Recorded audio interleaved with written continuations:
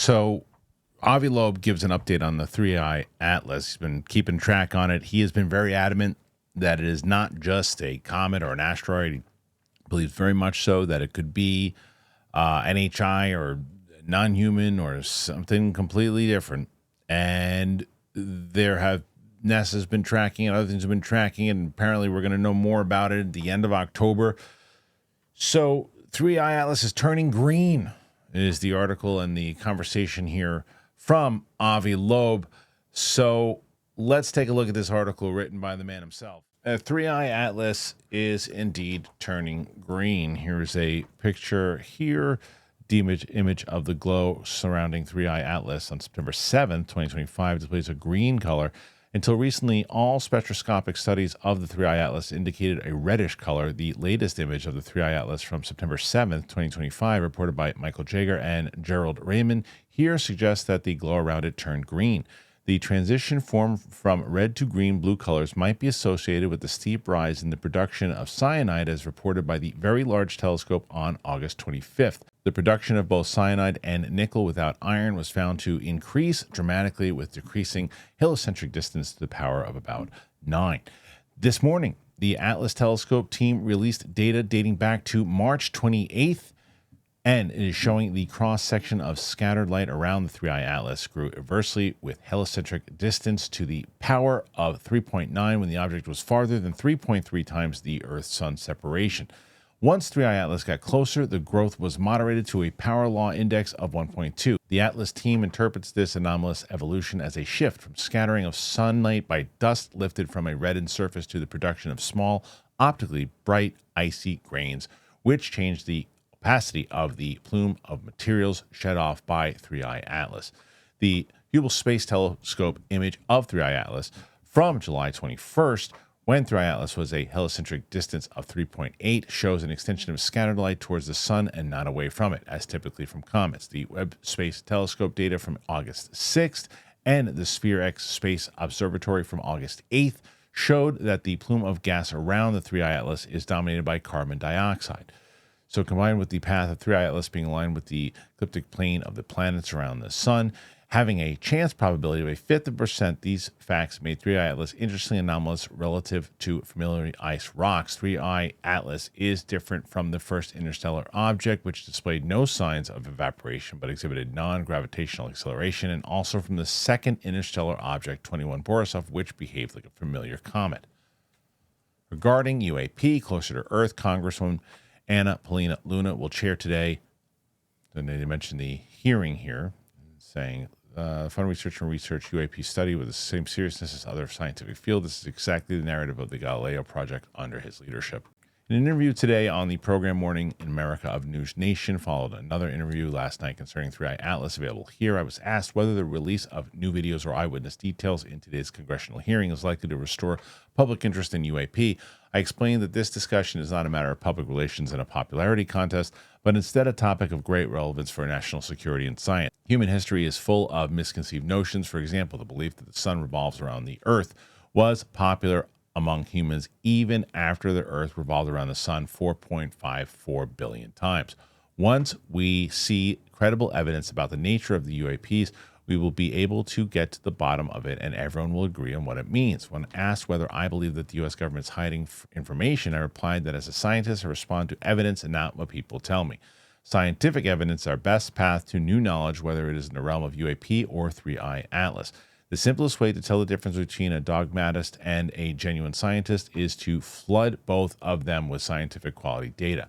Whereas the dogmatist will shove anomalous data under the carpet of traditional thinking, an open-minded scientist will be thrilled to learn something new with underlying sense of humility. Taking a shot at Neil deGrasse Tyson there.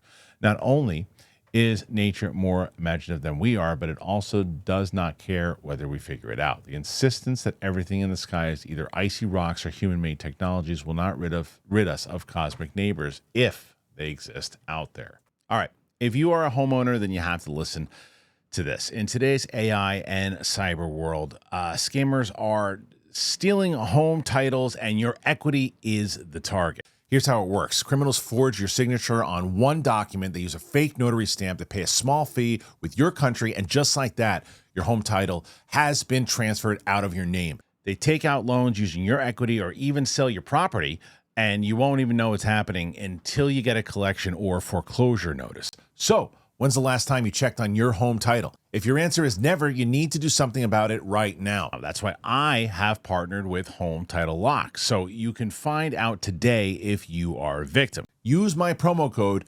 DTE at HometitleLock.com, and you'll get a free title history report and a free trial of their $1 million triple lock protection. That's 24/7 monitoring of your title, urgent alerts to any changes, and if fraud does happen, they'll spend up to $1 million to fix it. It's why I trust Home Title Lock. You got to protect yourself. It's like I did. You got to make sure that you are looking after yourself, looking after your family. Don't be a victim. Protect your equity today.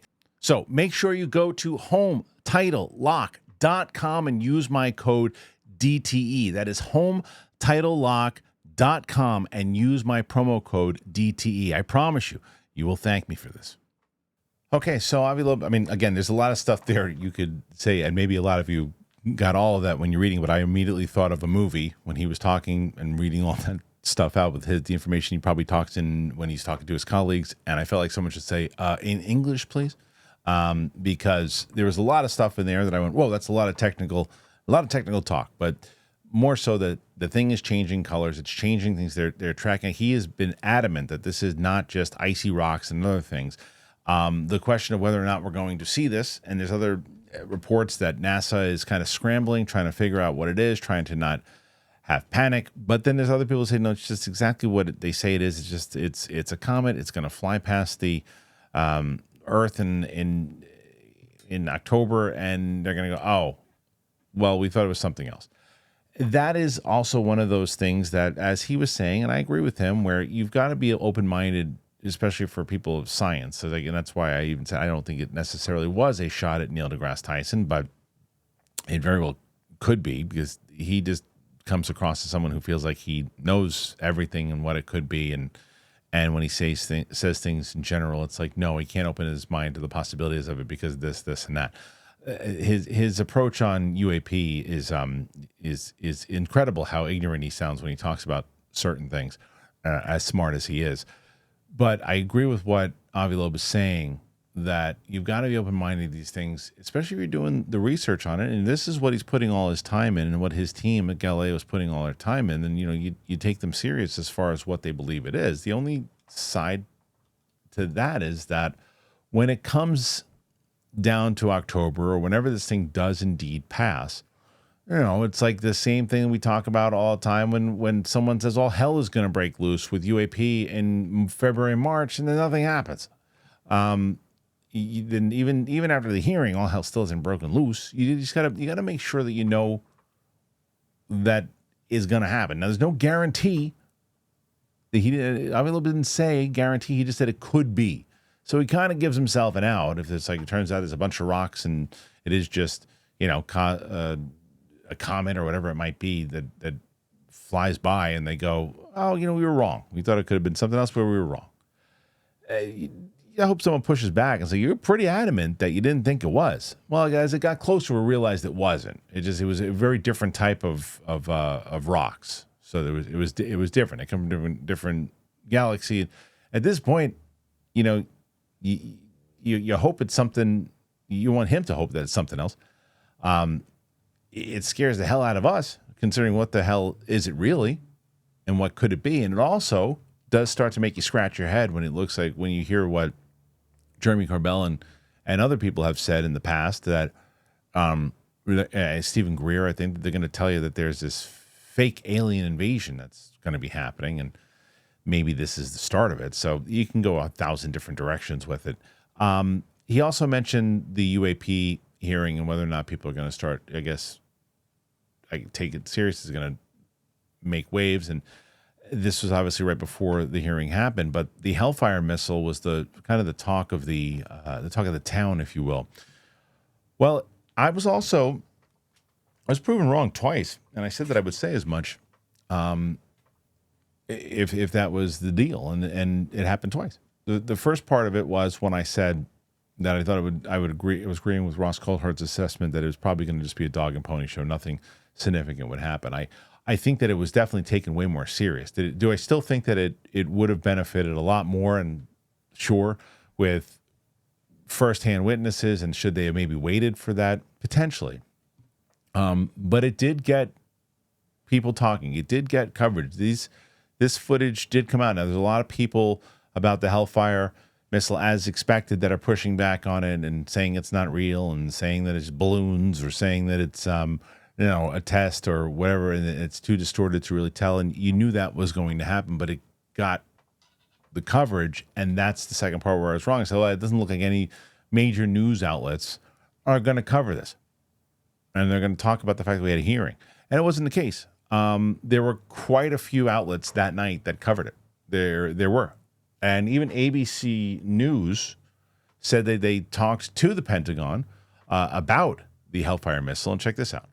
New video unveiled at a congressional hearing with UAP whistleblowers raising questions about whether there's something truly out there. Now, you'll remember UFOs, that's what we grew up saying, right, are now called UAPs by the U.S. government. All right, let's get back to GOP Congressman Eric Burlison, because he played the video that appears to show a U.S. military Hellfire missile bouncing off a bright, shiny object off the coast of Yemen last October. Burlison says he's not speculating on what the object is, but he says he wants transparency.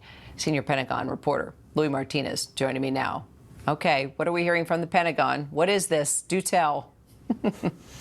Well, Kara, this is obviously something that is of great importance here at the Pentagon, because the Pentagon is concerned about the safety of its military personnel.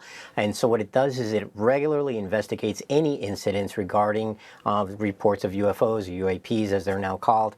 And so obviously this was something that was taken seriously. When I asked officials yesterday for any comment about the release of this video, the scenario, it took place off the coast of Yemen in last October, all I got as an answer was, we have nothing for you.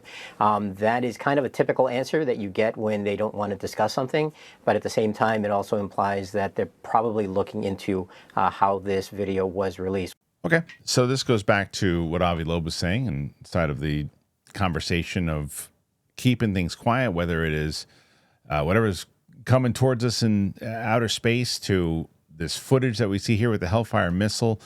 There's clearly things that they don't want to talk about. Now, does that necessarily mean because they don't want to talk about it that it's a UFO that was hit by a missile and nothing happened to it? No, it doesn't mean that at all. It means this very well could have been technology that they were testing out, that it was footage that wasn't supposed to get out, that was leaked, that was us testing things that we had, other military drills that we were doing that were not supposed to be seen by anyone but us, and it was seen. That's possible. There's so many. I saw a lot of people, and people who seem to be on the same side of the aisle of people who are trying to get to disclosure, that were opting that saying that this wasn't the video to show, that this wasn't what people think it was. It's still this, as fascinating as the video was, and again, I do think that there was a lot of coverage on it. I do think that the people who spoke were good people to speak about this. They gave credible testimony.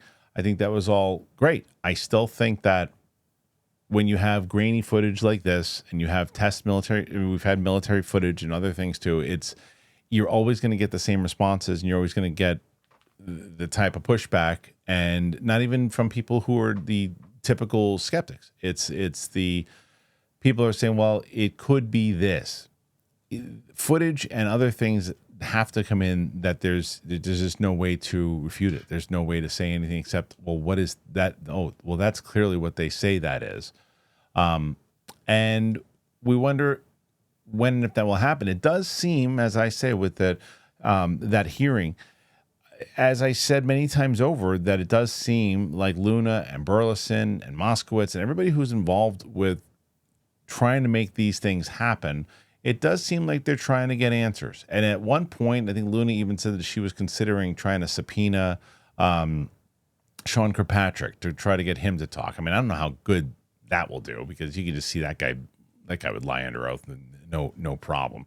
But overall, it does seem like they're actually trying to move this thing forward. Now, whether or not they do, I don't know. Now, whether or not this thing floating around in the sky come October, is that going to play into any of this? Is this going to actually be the start of some kind of huge information? Because if it turns out, let's say Avi Loeb writes his next article and says, our calculations are actually saying that this is non-human intelligence. It is coming from this particular galaxy. It has been traveling at this speed as we calculated. It has not been slowing down. This is what this is. The world changes, right? You would assume. In October, November, the world changes. There's no longer any more of this, oh, let's try to keep this quiet. If it gets into a range, and there's also, like I said, there's reports that NASA's kind of scrambling and trying to figure out what to say, what's going on. It would be a quiet scramble. They wouldn't be doing it right now, and you don't hear a lot of people talking about it. Right now, most people talking about this thing, it's usually Avi Loeb. So we're getting our updates from him. Will we get another update? Will we find out what it is? I don't know. What do you think it is? Put your thoughts in there. Let us know on the channel. What do you feel that Atlas is? Do you think that it's going to be a big old nothing? Fly right past us? The fact that it turned green, the fact that it changed colors, what does that mean? Overall, they're keeping track on it. Does that say a lot about it? The fact that maybe there's more to it and the fact that it's changing colors? What do you make of it? Put your thoughts in there. Let me know. Thanks for joining me here today. I appreciate you, and we'll see you real soon.